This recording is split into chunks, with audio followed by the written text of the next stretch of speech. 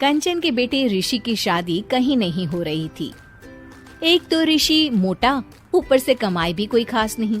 लेकिन कंचन को तो शौक था मॉडर्न बहू लाने का, और उसे एक दिन ऐसी लड़की मिल भी जाती है।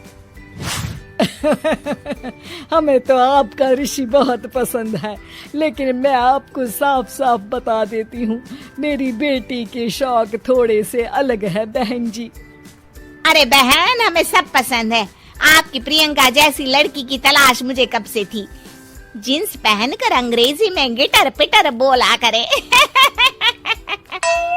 अरे बहन जरा सुन तो लो, मेरी बेटी के शौक क्या क्या है। अरे नहीं नहीं बहन, बस लड़की को देख लिया तो सब कुछ देख लिया। आप ना शादी की तैयारी करो, और वो जरा सामान की लिस्ट भी दी है ना मैंने। हाँ बहन जी, सारा सामान शादी से एक दिन पहले ही आपके दरवाजे आ जाएगा। मजा आ गया, मजा आ गया। अब तो बस आप शादी की तैयारी करो। प्रियंका के माता पिता के जाने के बाद कंचन का पति उससे कहता है, अरे भाग्यवान, तुम तो कुछ ज्यादा ही जल्दी दिखा रही थी शादी की। अरे बोलने तो देती, लड़की की माँ क्या बोलना चाह रही थी। अरे आप चुप रहिए जी, कुछ पता भी है आपको, बस मुफ्त में बोले जा रहे हैं। मेरी दोस्त शशि की बहू देखी, लंबी पतली और पढ़ी लिखी, हजारों में कमाई और संस्कारी भी। अरे पर जब वो मेरी बहू देखेगी तो जल भुन जाएगी। लेकिन तुम तो शादी ऋषि के लिए कर रही हो ना, या शशि के लिए? तुम्हारा लड़का कुछ कमाता भी नहीं है, और शरीर भी भगवान की दुआ से फूलता ही जा रहा है। फिर बोले आप हैं? फिर बोले आप? मैंने कहा ना, प्रियंका जैसी जींस पहनकर अंग्रेजी झाड़ने वाली बहू किस्मत वालों को ही मिलती है। चुप रहिए आप।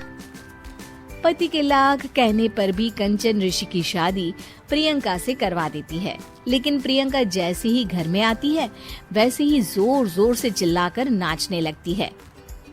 आज मेरे यार की शादी है, आज मेरे यार की शादी है। अरे नाचो मां नाचो। आज मेरे यार की शादी है। कंचन, उसका पति और ऋषि ये देखकर हैरान रह जाते हैं। लग रहा है बहू को शादी की बड़ी खुशी है। हाँ हाँ, बहू क्यों नहीं, हम भी नाचेंगे। अरे नाचो नाचो जी, मुंह क्या देख रहे हो, चलो चलो नाचो, बहू कह रही है। कंचन ये कहकर प्रियंका के साथ नाचने लगती है। ऋषि और उसके पिता वहाँ से चले जाते हैं। अगले दिन कंचन अपनी सहेलियों को प्रियंका से मिलवाने के लिए घर बुलाती है, जहाँ शशि भी आती है। अरे शशि, कैसी हो? मैं ना तुम्हें प्रियंका से मिलवाती हूँ। अरे सच में बहुत ही एडवांस सोच की लड़की है। कितने मॉडर्न ख्यालात है उसके, पता है तुम्हें? अरे हाँ कंचन, जरूर। बच्चों की शादी अच्छी ही होनी चाहिए, और वैसे भी तुझे तो शुरू से ही ऊंचे ख्याल की बहू चाहिए थी। तभी कंचन की सहेली कहती है, अरे कंचन, बुलाओ ना प्रियंका को, हम भी मिल ले। अरे बहू प्रियंका, जरा बाहर तो आना। कई बार आवाज देने के बाद भी प्रियंका बाहर नहीं आती है, तो कंचन को बुरा लग जाता है। वो उसे लेकर बाहर आती है, लेकिन ये क्या, प्रियंका लड़खड़ाती हुई बाहर आती है और उसके हाथ में शराब की बोतल होती है। हालांकि शराब पीना स्वास्थ्य के लिए हानिकारक होता है, और ये हमारी किडनी के लिए बहुत ही खतरनाक है। लेकिन कंचन की बहू प्रियंका पूरे नशे में होती है। अरे इतने सारे लोग। ये कहकर वो शशि के पास जाती है। आंटी जी, पत्ते खेलेंगी, पत्ते। अरे दूर हो, दूर हो, तुम्हारे मुंह से तो शराब की बदबू आ रही है।